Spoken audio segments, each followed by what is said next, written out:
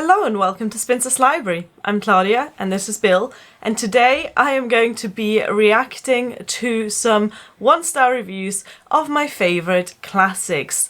And this is an idea that I didn't come up with, it's already been done on BookTube, and if I find out who did this video originally, I'll put that link in the description box, so go and check the description box to see what has been done previously.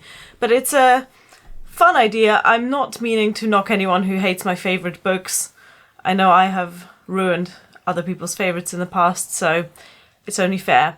Bill has found those reviews and he's going to read them out to me. I don't know what's coming yet. I haven't seen those reviews, so yeah. Do you want to say which book we're doing first? Yeah, we're going to start with Pride and Prejudice. Pride and Prejudice by Jane Austen. Mm-hmm. My favourite Jane Austen, everyone's favourite Jane Austen. I cannot imagine what anyone would have to say. No, I can't imagine what bad things people would have to say about the book because it is perfect. Mm-hmm. Okay. You're like, like you've read it. Mm-hmm. I read a bit of it. Okay. I DNF'd it. You've seen the BBC adaptation. Do you want me to say any names for these or just the reviews? No, just the review. Okay. I don't think there's any point in shaming people who hate my favourite book. Sure. So our first review says, Jesus Christ, just have a sex. Listen, they are.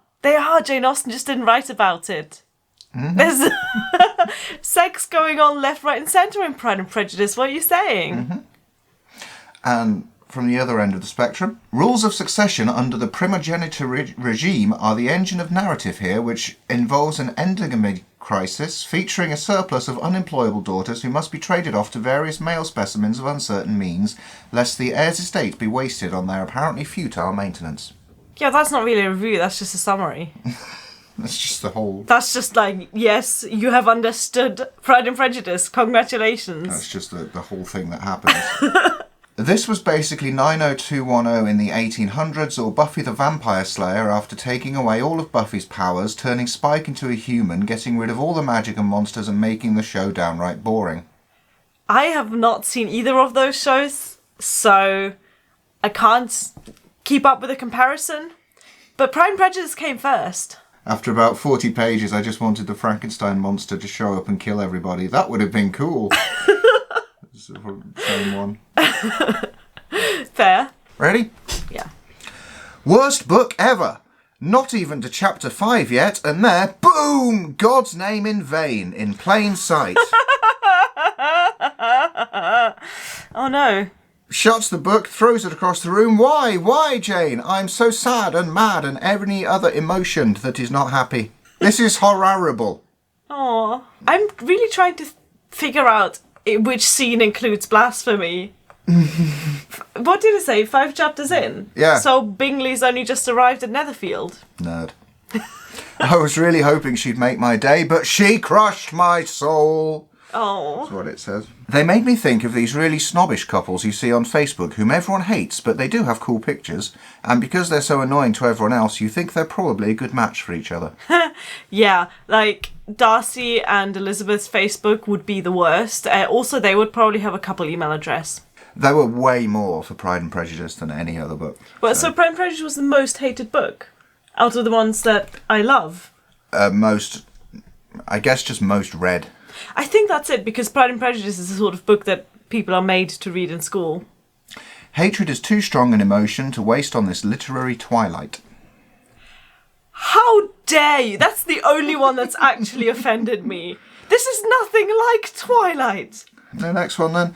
I'm just going to pick a line from this. It's a bit longer. So, this book is shitting in the face of feminism. Listen, the 19th century is shitting in the face of feminism. It's not Jane Austen's fault that, that the girls couldn't inherit their father's estate. Was that the Pride and Prejudice ones? That was Pride and Prejudice ones, yeah. That's all right. That was that. Everyone's opinion is valid except for the person who compared it to Twilight. What I don't get, so I read so many reviews on Goodreads for this, I don't get the DNFing. If you don't like a book, just stop reading it. Surely. It's easier said than done. No, DNFing it's really easy. is a skill that you have to work up to. I'm not quite there yet. No, you put the book down and you pick up another book. Let's move on to the next one. The Picture of Dorian Gray. Okay, this is my absolute favourite novel. This is my number one novel of all times, so be nice to it. Spent the whole time reading this wanting to punch Dorian Gray in the face for being a whiny little butthole. That's fair. Next. Yep. Oscar Wilde is brilliant, so it wasn't his writing, nor was it the latent homosexuality that laced through the novel, nor the narcissism also laced throughout the storyline. How about the hedonism? Nope. For me, my dislike of the novel rests solely on the character Lord Henry. He's genuinely the best character in the book. Yeah, he's a terrible person, but he's a really good character. I found it difficult to read as the acceptance of immorality and depravity without consequences was repellent. There is so much tragedy in today's world, so much pain and hurting people, that I read about it daily in the newspaper. I just didn't need this book. Did it say that the book is about immorality without consequences? Yes. Because I don't want to spoil the ending of Dorian Gray. But there are consequences. That's the point of the book. Is that... Yeah! Well, this person said they read the Spark Notes. Did they really? Yeah. Is this a review of someone who hasn't read the book? Well, they have a degree in English Lit. Yes, I have a degree in English Lit, but surprisingly I've never read this book. I was looking forward to reading and discussing it with my book group. Several in my group also didn't finish the book. So they didn't finish the book and then they read the Spark Notes for the book group. DNF at 105 pages. Again, this... No, that's fine. So that's like odd. A third into the book. So odd. What's wrong with that? When I get bored with a game, I just stop playing it. Anyway. Ugh. Yuck. Too gay. Too sarcastic. Too boring. No thanks. Hashtag bye Felicia. Okay. You're entitled to your opinion. Selfish rich person with selfish rich person problems makes other selfish rich people's lives awful while indulging himself and gets a selfish rich comeuppance at the end. Yeah. Yeah. Again, that's a good summary of the book. Spoiler warning. So did they say what they didn't like about it? I had no patience for this book or of Wilde's florid self-parodic phrases or cynical sentences. Interesting concept, sure, and I can imagine scandalous and fantastica in its time. Now, dated, not compelling, and not a story worth telling or reading. That's a bit harsh, because I do think it's a story worth telling or reading. Well, obviously you do. The fact that it's dated, I mean, that's why it's a classic, right? Mm-hmm. If you wanted to read a modern tale of selfish rich people doing horrible things, you should read Twilight. Next one. This book terrified me. Oh, I think that's a compliment. No, hang on. What? This is something that people often don't realise about The Picture of Dorian Gray. It is a gothic horror novel. People, think of Oscar Wilde and think it's some sort of happy gay romance or something, but it isn't. You know, it's a horrible story about horrible people who make horrible things happen in the world. It is a bit. I got the emotion the book intended me to have. 1 star. I had expected to find erotic literature here, but nothing could be further from the truth. Yeah, why did you expect erotic literature? Oscar Wilde is not known for erotic literature. I guess the thinking must be gay person writes novels, therefore novels must be gay. I don't know. Well, The Picture of Dorian Gray is gay enough to have landed Oscar Wilde in prison. But it is in no way a piece of erotica. Yeah. Unless you have very specific tastes. Anything's erotica if you're brave enough. Okay, shall we go on to 1984? 1984 by George Orwell. This is one of my favourite modern classics, 20th century classics. And again, what could people possibly have to say that's not nice about this book, because it is wonderful? My favourite part was when Winston was reading the book to Julia and she fell asleep. That's a good one. Next one? Yeah. Misogynistic shit. Yes, but good misogynistic shit. I feel like I need to defend the misogyny in 1984 here. Winston Smith is a very misogynistic person. But I think the portrayal of Julia is actually quite progressive and feminist. So I think this is a case where our view of the narration could possibly get tinted because of the first person perspective. And Winston Smith is such a well defined and well-rounded character that we see the world through his eyes, and therefore we see women through his eyes, and he does not have a good opinion of women. Can't believe I'd ever defend him. Male-written novel. I seriously disliked this book. I think what I dislike the most is that it is on reading lists for teens, and it will filled with sex scenes and sexual innuendos. In my readings, I've come across far more appropriately written books without all the immorality and promiscuity that is not needed to share. Your children are having sex. Leave that. This book is way too confusing and uses really big words. Oh, bless you. Okay. Oh, don't be mean. I know. Julia and Winston's love life is fake and extremely uninteresting. Who loves someone before they met them? Yes, exactly. What does that tell you about how emotions work in this dystopian world? Keep up. Why do people expect everything to be a romance novel? Well, this person didn't. It's like, this person started by then said maybe a school book could actually be good. They were getting excited. They were going to read it for school. And then said, but then I realised it isn't like bombs and stuff bringing the world to an end. It is power, people and ways of life. Well, that's a realisation you've made about the world just now. Do you think it'd be better with bombs? There are bombs. There are bombs. There's the rocket bombs. Yeah. That's enough of 1984. What are we doing next? We're doing a book called A Room of One's Own. Next up is A Room of One's Own by Virginia Woolf, her famous feminist essay from the 1910s, I think, 1920s. This was the second or third feminist book we had to read in senior year, and I was kind of sick of writing papers on how much I, being a dude, suck. Oh, yeah. It's gotta be hard. Stop sucking, dude.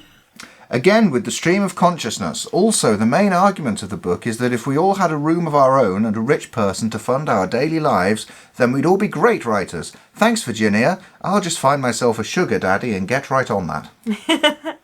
That is actually a fair criticism of the book, because while Virginia Woolf does address income inequality, she kind of doesn't provide a good solution that would help writers of all social classes and all wealth statuses, I guess. I read this entire book and still have no idea what it is about. I feel like a bad feminist. No, don't do that. Classics can be difficult to understand sometimes, and if you don't understand a classic, then it isn't a failing on your part. You're probably a very good feminist. You are. I don't know this person. I don't know anything about this person apart from this one line. Maybe they murder women. But whether you're bad at feminism or not, that's nothing to do with whether you understood the book or not. Like, feel good about yourself. The lack of clear, conscious thought was like being trapped inside the ADHD-riddled mind of a sleep-deprived 12-year-old. Yeah, I can see that. I've yet to meet a 12-year-old with quite such developed thoughts, but that's fair. And we will now move on to, I think it's our last one, which is Howard's End. Howard's End by Ian Forster, possibly the most obscure novel that we're talking about today, but it is still, it's Ian Forster's most popular and, in my opinion, his best novel as well, and my absolute favourite 5-star read, so don't hurt me. If you're looking for a hysterical, estrogen-filled novel full of interminable, pointless ruminations and improbable coincidences and situations, this is the book for you. Estrogen-filled. Fueled is just shorthand for the main characters are women, isn't it?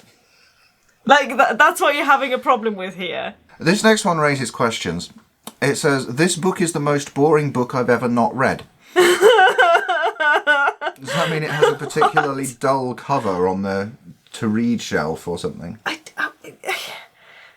What does this review even mean? I don't understand it. Right, next review. Annoying people doing annoying things. Yes, but so is most of literature. Horrible, boring book with a plot that is almost barely detectable and moves along at a snail's pace. Insufferable, dislikable characters and long-winded, sleep-inducing writing. That's genuinely everything I love about the book. So we just have different tastes. Fine. That's okay. That's okay. Lots of British people being neurotic about what class they belong to, how German they are, and what makes appropriate tea conversation. This is all of Ian Forster's novels. This is just Ian Forster summed up in a sentence. I'll take your word for it. It is. I've never read a book. I lied when I said that was the last one. There's another book. Oh, okay. But let's finish this one first. Because I liked this one. Every time I think about Leonard Bast, I want to build a time machine just so I can kick Forster in the balls every day of his life. Except that day he wrote the Hedge story. That one's good. Yeah, Bast, you know, he's a very tragic character. Okay, the actual last one. Right. Pretty sure this time. What is it? The Tenant of Wildfell Hall. Yes, so this is by Anne Bronte, and it's my favourite Bronte novel. My entire experience with The Tenant of Wildfell Hall and Anne Bronte is reading one-star reviews of The Tenant of Wildfell Hall. And the expression I get is that the other Brontes are better. Hang on, I gave you this book. I thought you'd read it. Did I? Yeah. It clearly stuck with me. Okay. Was it good? Did I like it? Well... Were we dating or were we married at that point? We were married for like 3.5 years at least. We had conversations about the proto-feminist ideas. We always have conversations about the proto-feminist ideas. At the end of this book, your only desire is to line up all the characters against a wall and shoot them, including the ones who died en route, exhume them, prop them up. That's not very nice. This person's just quite bloodthirsty then, maybe. One of the characters is a 5-year-old, you monster. The 500 plus pages of this novel should have been edited down by at least half. There is simply no excuse for this amount of lard. Again, that's all Victorian fiction. Like, the plots in Victorian fictions, you could easily edit them down by 50% and come out with a great novel. But why are you reading Victorian fiction if you want succinct storytelling? Yeah, that's been my experience. Apparently I've read some.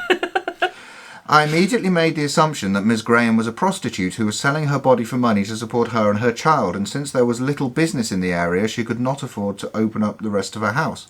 When I found out she was an artist, I thought, oh, thank gosh, now she can be respectable. Well, sort of. Okay. So while the Brontes are lauded as these, again, super feminist writers, morality and Victorian morality is a big deal. There is no way that Anne Bronte would have made her heroine a prostitute. We're just not that modern in the 1850s. Also, like, prostitutes can be totally respectable. Yeah, of course, but saying. not within the I couldn't do it. Within the context of Victorian morality. There is no way you would have made a main character a prostitute, and I'm sure that someone's going to comment with an example of an 1850s novel that is about a prostitute. I'm not saying it's good; it's just how it is. Yeah, no You're on my more hair. judgments here. You've pocketed my hair, Bill. It's mine. I'm keeping it. Okay, let's finish on this one then. The main character is a self-righteous prig of a woman who marries a douchebag against the advice of everyone and then poses as a victim for the entire novel. Poses as a victim? She doesn't pose as a victim. Okay, she shouldn't have married the guy, but the domestic abuse is real, okay? Posing as a victim is a harsh thing to say about what the main character goes through. This wasn't very fun. The earlier ones were fun. This was horrible. While looking at one-star reviews for Pride and Prejudice, I also came across Mark Twain's thoughts on Jane Austen, which were quoted several times in the one-star reviews. Okay. So let's see what you think of what Mark Twain thinks of Jane Austen. Right, let me just figure out first what I think of Mark Twain. Okay, continue. Okay. I haven't any right to criticise books, and I don't do it except when I hate them. I often want to criticise Jane Austen, but her books madden me so that I can't conceal my frenzy from the reader, and therefore I have to stop every time I begin. Every time I read Pride and Prejudice, I want to dig her up and beat her over the skull with her own shin bone. Why, Mark? Why? What's your problem? Jane Austen's books too are absent from this library. Just that one omission alone would make a fairly good library out of a library that hadn't a book in it. That's a really good burn. That's actually really funny. To me, his prose is unreadable, like Jane Austen's. No, there is a difference. I could read his prose on salary, but not Jane's. Jane is entirely impossible. It seems a great pity that they allowed her to die a natural death. Yes, okay, you're very funny, Mark Twain. I'm sure your Twitter would be hilarious. But there is no criticism of substance here that I can actually react to. Yeah, I mean, I'm fine. I'm not hurt by any of this. And nor should you be.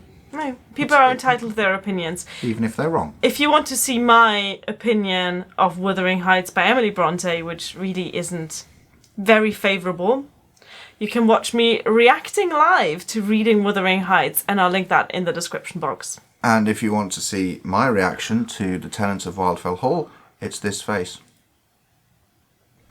Thank you for watching. Bye. Bye.